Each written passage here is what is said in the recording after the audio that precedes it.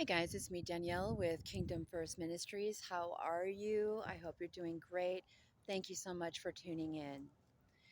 So today's topic is the grand finale, the final showdown. Okay.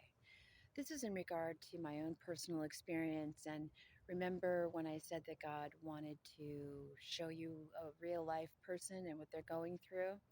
A fellow chosen one and what they're going through and how do they deal with it and that whole thing. Well, go grab your popcorn and get your tea and let's get ready. Okay, guys, I just want to show you something really quick, okay?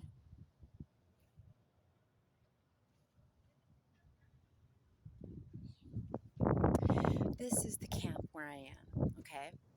And it almost looks like army barracks or like a concentration camp, depending on how you're looking at it. But basically, when I came here like 3 months ago, I knew it was a training ground. I just knew it. And I thought, okay, Lord, this is going to be the final testing ground or something like that. I just knew it. And sure enough, that's exactly what it was. And so, you know, I just started this channel not that long ago, as you guys know. And I knew that Satan was going to try and take this thing down as fast and as quickly as he could. And yes, I was afraid of retaliation and all of that. So I stayed out of the war. I stayed out of the game, right? And then I jumped back in, and I answered the call. And sure enough, the warfare started like very soon after, and it was so overwhelming that, and all the truth that I was getting, and from my readers, and just from God and dreams, and so I told you guys that I met someone here that basically told me that my ex-boyfriend, she remembered him from 40 years ago, at a gay drag club. And what are the odds? Well, last night I ended up meeting another one of my roommates here, and basically he had remembered my ex-boyfriend from 2 years ago, when a friend of his was having a hard time in a relationship. Now, this guy was the guy who was in this relationship. He was not gay, but it was like his first gay experience. And he's like, I have a feeling that this guy could be your ex boyfriend. He goes, let me go take a look at my videos. So it turns out that he ended up saving this video from 2 years ago. And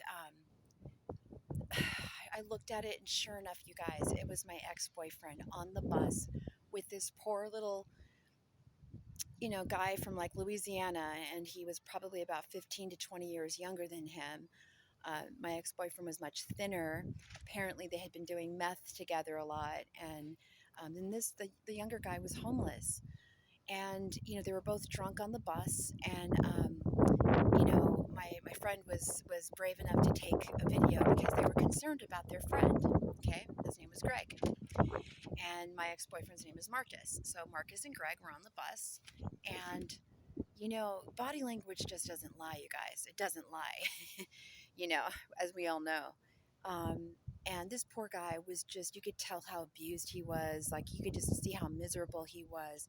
And there's my ex boyfriend there, just acting the same way that he used to behave with me, and like controlling, and like the silence that happens, but they look at you like with these brooding eyes, like I'm going to get you kind of a thing.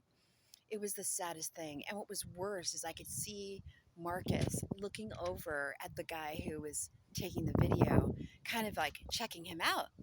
So I knew that that must have been like very close to the discard moment in that relationship, because literally I saw this predator already on the hunt for someone new.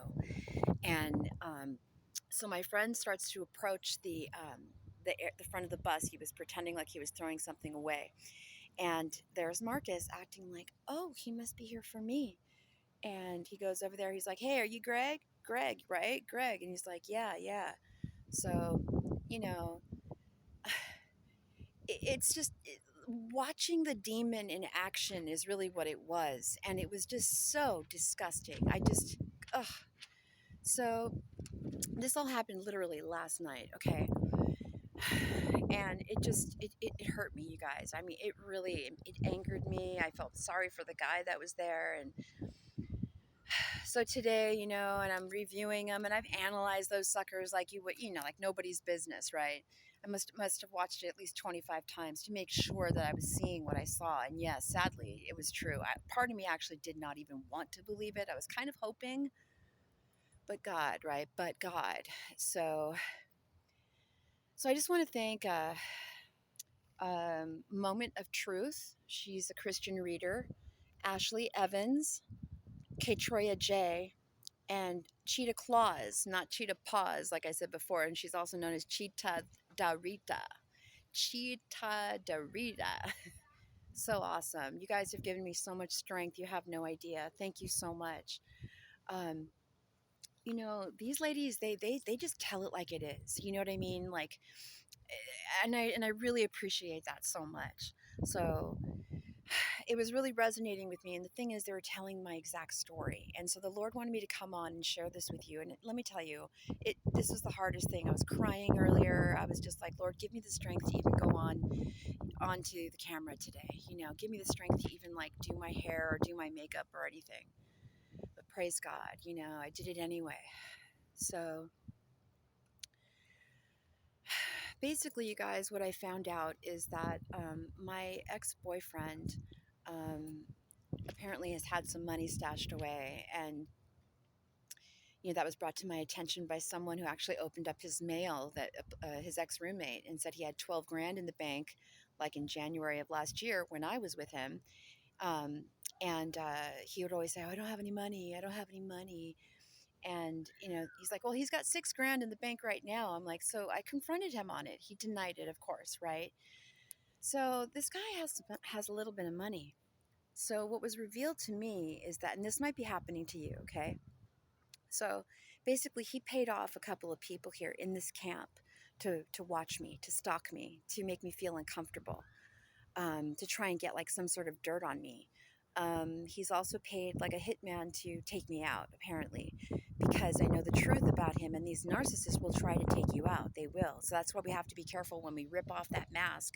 It's like you got to make sure, you've got your escape plan or something like that.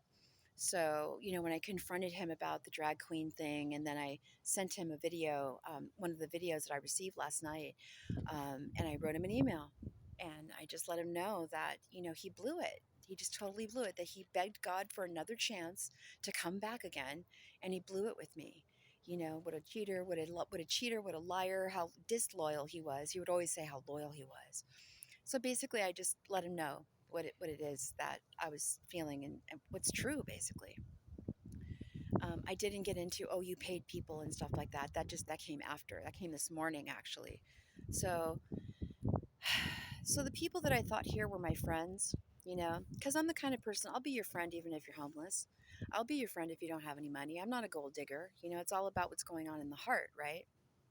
So, so I'm over here, earth angel that I am, I'm over here trying to spread love and light, and, help people and love on them and stuff. And anyway, yeah, so it just turns out that this whole group of people here, there's like a group of like maybe 8 or 10 people, and they were apparently all in on it in some way. So when I made it known that I was being gang stalked by this one woman named Mora, who apparently comes from a very wealthy family in Sonoma, California, and has like wineries. Her family has several wineries. This woman experienced wealth in a way that, you or I might not ever, unless you're part of the 1 or 2%, right? So I don't know why she's here. So then I get from Cosmic, I got from, oh gosh, what was it? Moment of Truth. I'm pretty sure it was her, or it was Cosmic Intuitive. She's also known as Mystic Beauty. Basically, there's some FBI agents that are here apparently. There's some alphabet soup type people that are here, and they're pretending to be homeless, and they're targeting certain people like me. And, these are seasoned like veterans. These are people who probably were called out of retirement, just wanted to make a quick buck, and yet God always shows me everything, right? So, I just disconnected myself from these people. I was kind of hurt by it. Um, I felt betrayed. I felt just really stupid. Just, I should have used my discernment better, but, I'm just naturally just a very loving person. So I'm a giver, I'm not a taker. So, these girls are like, oh, you're my best friend. You're so awesome. And but you know how it is in friendship, like if you are really having a solid friendship with especially a female friendship or even in a male friendship, it's like, yo, bro, those shoes are dope, or oh my goodness, your nails are so cute, let me see, or these no, I'm that person. I will always I let strangers know if they're looking good, because people just don't do that anymore, um or at all. And so, yeah, these women weren't telling me anything like, oh, you look so cute. I started picking up on the jealousy vibes, is what it was. So, Marcus thought that he could just pay these people off and just get information on me. And now, my ancestors are on him and he's not sleeping. I mean, thank you, Grandma. My grandmother is apparently quite the sniper in the spiritual realm and asked for permission to be able to take care of this situation here in the way that she could contribute to this battle that's going on. So, the energy, how it shifted, after I realized and I started seeing everyone for exactly who they were. And then I could see that they had shifted, like they knew that I knew. And they're just like acting like complete jerks, like complete buttheads and bitches that they are. Pardon my French.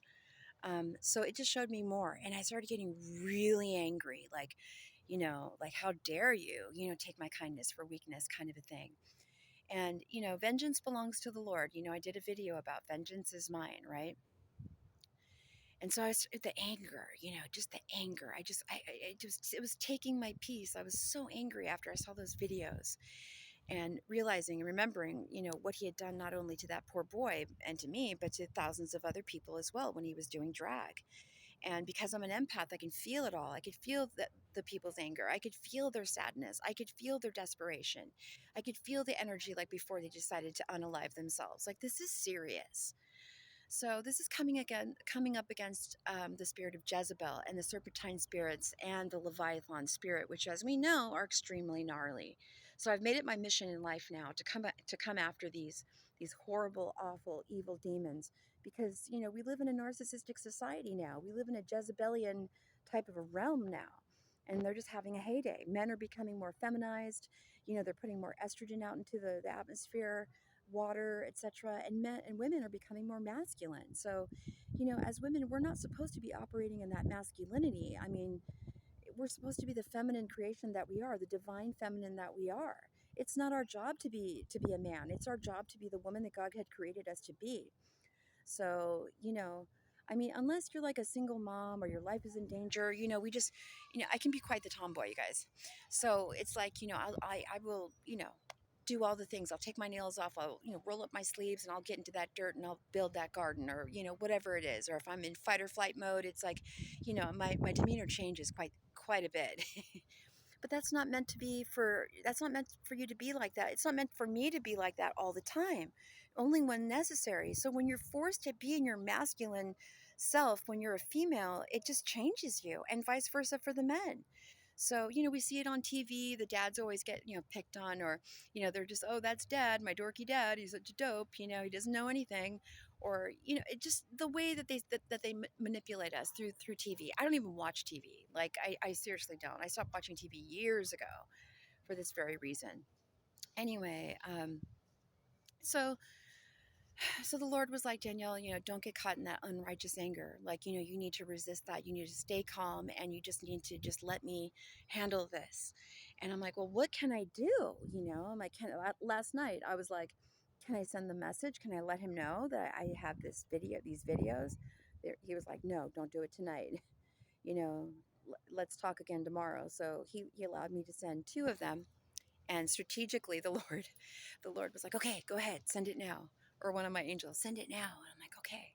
So, I ran into him today at dinner, and he's just staring at my beautiful self. Look at me. Look.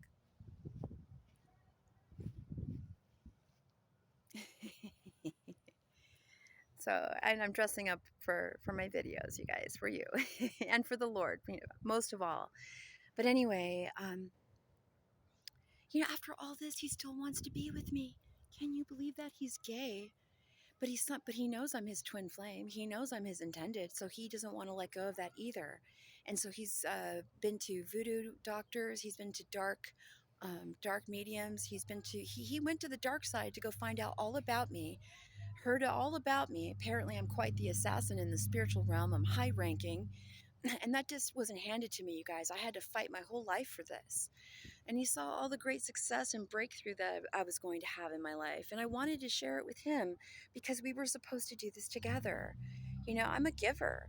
But basically, this is the crux of the whole message is that, and it's probably going to be the same for you because I know I'm not the only one. So basically, I had to come here to this particular camp for the Lord to strip me down completely. I've said this before, and so that he can get my complete attention. Okay. And before my breakthrough can really arrive, before I can touch the hearts of the world, of the people of the world worldwide, he had to prepare me. He's like, look, these snakes can't go with you. You need to be able to tell the difference between a friend and a foe. So this whole drama that has played out here is a microcosm of what is to come, because we all know that once you're doing well and once you've got success in your life, pretty soon all these karmics want to come back into your life, and they're crying and how sorry I am, and friends that you had since junior high school or whatever, same thing. So he was like, no, you need to be smart. You need to be as gentle as a dove and wise as a serpent. And let me tell you guys, I have learned so much here. I'm telling you, I was ready to cancel today. I was. And it's always, my goal to put content out every day. Every day. And if I'm not shooting a video, then I'm creating shorts or that type of a thing. Or I'm working on ideas or downloads or, spending time with God, reading the word. He has me in seclusion right now. So, I had to be tested to to prove that I was worthy of what is to come, the success that is to come, and that is for you too. So I just want to encourage you, when you do answer that call and you get back in, as I call in the game, in the war, you will suffer the the spiritual warfare. You will. It's just a part of it. And you have to be brave enough and strong enough and courageous enough. Joshua 1:9, anyone? You need to make sure that you need to make sure that you are ready. Like, seriously, you need to make sure that you're going to go and do that shadow work within yourself. You need to make sure that you are not going to allow this kind of stuff to hurt your feelings. When the haterade starts pouring into your comments, it's like not taking it personally and just understanding where it's coming from. What the Holy Spirit showed me basically is that these people, in the end, they don't really matter because they're not going to get it. They're just going to continue to try and, get whatever they can, however, which way that they can. I found out that this is actually a camp for people who have had problems with drugs and alcohol, and I don't have problems with that. So, I just came here because of Marcus. And it's actually quite a privilege to be in this particular camp, you guys. It's like a lot of people are still out on intense in Portland, and there's a certain amount of shelters, but there's not enough of them, and the people aren't getting the resources that they need, really. They are, but it's another trap, and that's another topic for another day. But this was my training ground, you guys. I haven't even come on and shared about it because I don't want to sound like wah wah, like I'm not going to be a whiner about it, because I know my God is good. I want to be mature about this, and this, when we start going up in the levels, once you start aligning yourself with God, once you get rid of the sin, and I'm still in process of that, you guys. I am in process right now. And I have some ways of thinking, or maybe, some sin in my heart that I'm trying to still clean, bitterness, resentment, the anger after all, like a lifetime of abuse in different ways and forms. As you know, even my mother, when she had me in the womb, she was denying my very existence. And then when I was born, she just treated me like, well, she gave me up for adoption and then decided to take me back 2 days later. But most of my life, I was just treated like, I wasn't treated like a treasure. I was treated like an obligation. And that's pretty much how it went my whole life. So, speaking of that, I found out that my mother basically somehow found out they went to like a medium or they went to a psychic, like, I don't know, Mexican witch or Santeria or something, but they fully disclosed to them what my life was going to hold. And apparently, it holds a lot of great things for God and even things that I'm not even aware of. So, my mother had a curse on her, and she basically tried to steal my blessing and exchange it for her curse. So, I've been living this cursed life like my whole life. And I'm just thinking, like, why did it have to be so hard? And in comparison to other people's troubles and stuff, my stuff makes that look like child play. And I'm sure it's the same for a lot of you too, us chosen ones. That's just the way it goes. We're hated by the world. They hated, Yeshua first, and so of course they're going to hate us. So a lot of us will try and hang out in the world and be double agents, 1 foot in and 1 foot out, just trying to fit in. But we weren't born to fit in, you guys. We were born to stand out. We were created to stand out. And now, like I said, the year of 2024 is the year of exposure, and God is exposing everything and everyone. And He wants us to unite. He wants us to support one another. Content creators, let's get in touch with me. Will you please contact me? I'm going to do another video on that as well. We need to start uniting. We need to start collaborating. We need to start bringing to life the all of the things that God wants us to do while there's still time, to help as many people as we can. It's not for us to become famous. It's not for us to become rich, nothing like that. It's for the kingdom, right? We got to keep the kingdom first. What does the Bible say? Put the kingdom first, and then you're going to have your heart's desire. You will have that reward. And that's why I named this channel this, with God's approval, of course. And there's other channels that He wants me to do. And there's books that I'm going to write. I'm going to be a professional speaker. I'm going to speak about all of these things. And that's what God is working on with me. And I'm sharing this because I want to encourage you. I'm not here to brag by any means. It's only because of the hell that I have been through, that I have survived by the grace of God, and because of my own, DNA and all of that. I regenerate, you guys. I regenerate. Did you guys ever see that movie with Charlize Theron, The Old Guard?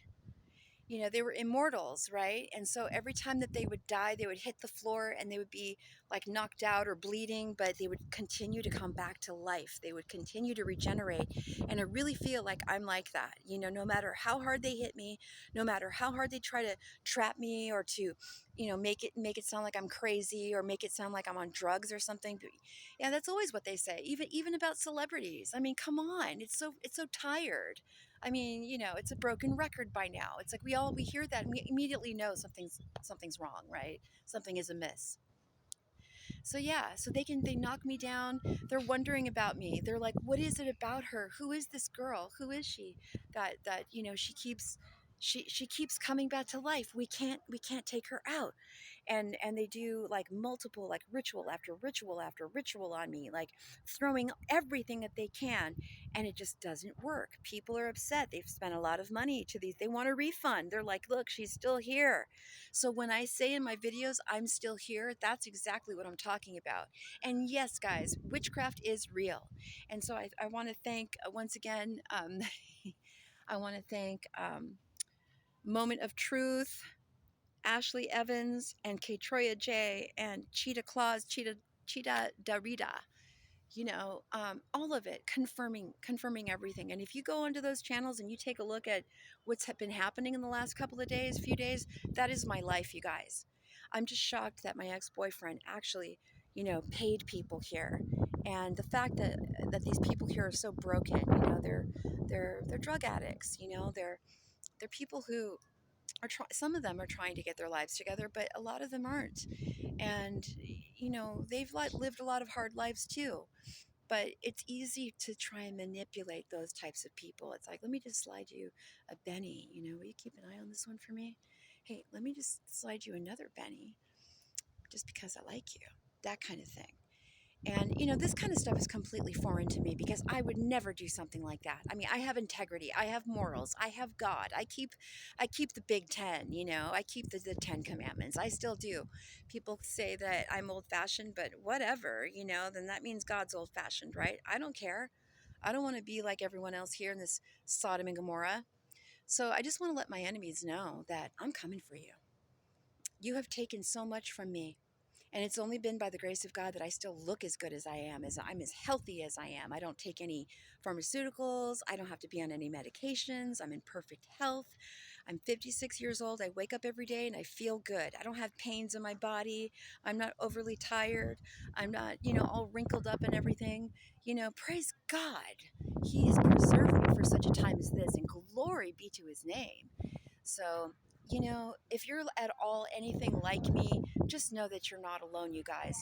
But just be careful, okay? Be careful, because if you stay stuck in that unrighteous anger, you're going to block your alignment with God, and then He won't be able to activate you. You won't be able to have your spiritual awakening. And that's another thing I want to bring to people is are there spiritual awakenings? So, I'm here to set this world on fire for the Lord, you guys. And yes, I know Satan's going to try and kill me. He's already trying to kill me here, and it's only by the grace of God that He let me know, He let me know. So, anyway, having said all that, I just want to encourage you to not give up. Please do not be afraid of jumping back in, okay? You are really needed now more than you could ever possibly know. It is a critical point in time right now. We really need to get on board with what God is doing. I don't know what it is that He's asked you to do, but you need to get started, okay? And who cares if the devil comes after you? Because you know why? You know what? He's going to come after you anyway. So there I was. I fell asleep at the wheel, okay? And I was so apathetic because of all the constant attacks. I was smoking way too much marijuana and just trying to numb myself, self-medicate myself and everything, and I just stopped caring. I stopped caring about myself because I felt like, my family doesn't care about me. My friends, I have no friends. They're all trying to steal from me, or, they're jealous of me, which really sucks. I really hate that, but whatever. Um, you know, this is so overwhelming, you guys. This is like all happening right now in real time. So, my angels are with me. God is with me. I'm like, Lord, please help me. I'm so overwhelmed. I'm feeling so sad right now. I'm so angry. He's like, gives me a scripture. He's like, imagine me hugging you right now. Like, I'm with you. I'm right here next to you. And it's comforting. It really is. And it makes the Bible come even more to life. So once you get into that alignment, you guys, you're going to start leveling up like super fast, like 100 levels. Boom, no problem. You're not going to have to work for it. I mean, you will have to work for it, okay? Depending on whatever it is that the gift is that you have. But, you're going to have to pray. You're going to have to fast. You're going to have to be in that battle, and you're going to have to change your mindset. You're going to have to just become a different person. This is transformation time, you guys. And God is transforming me right now in front of your very eyes, me, an imperfect person. So sometimes I can get onto a little ramble, but it's a lot, you guys, and I'm trying to squeeze it into a very small small frame of time. But get back in, get back in. You are so needed. So in conclusion, God brought me here to this place, this camp. Okay. That's in a residential section here in Oregon. I'm not going to say exactly where. But if I didn't learn this lesson, you guys, how would I have been able to handle the fortune that's coming before me? All of that's my fortune because it's my birthright, and it's your birthright as well. Satan and my mother and all these witches and everything, and Marcus and all of them, they saw the light that was on me just like they did on you. And they wanted to make it so that you wouldn't have love again, that you wouldn't be successful, that you would be poor, destitute, and in an insane asylum or something, or drug addiction place, lock you up and throw away the key, basically. So, you know, everything, all of my blessings have just been like, it's like a dam. It's like a dam that has been like just holding everything back. And the Lord showed me like this huge, like there was a big hole like in a dam, and all the water was coming out like super fast, like a lot of water at a lot of time. So the Lord had to show me. He's like, look, all of this has been building up, and now it's going to come, and when it comes, it's going to really just hit you really hard. It's not going to be able to stop, because that's just the momentum. There's been a lifetime of blessings, a lifetime of favor, a lifetime. Everything has been held back from me and held back from you. It's gonna come really. Hot and heavy, guys, hot and heavy, coming in hot. So, you have to make sure that you're going to be ready to handle that. How are you going to handle the money? How are you going to handle the fame? How are you going to handle the notoriety? How are you going to handle the interviews when everyone asks you to tell your story? So we need to be able to keep ourselves in check. We got to check ourselves before we wreck ourselves. That's all I've got for now, guys. It's already 30 minutes, but thank you so much for tuning in. I will keep you posted as I go.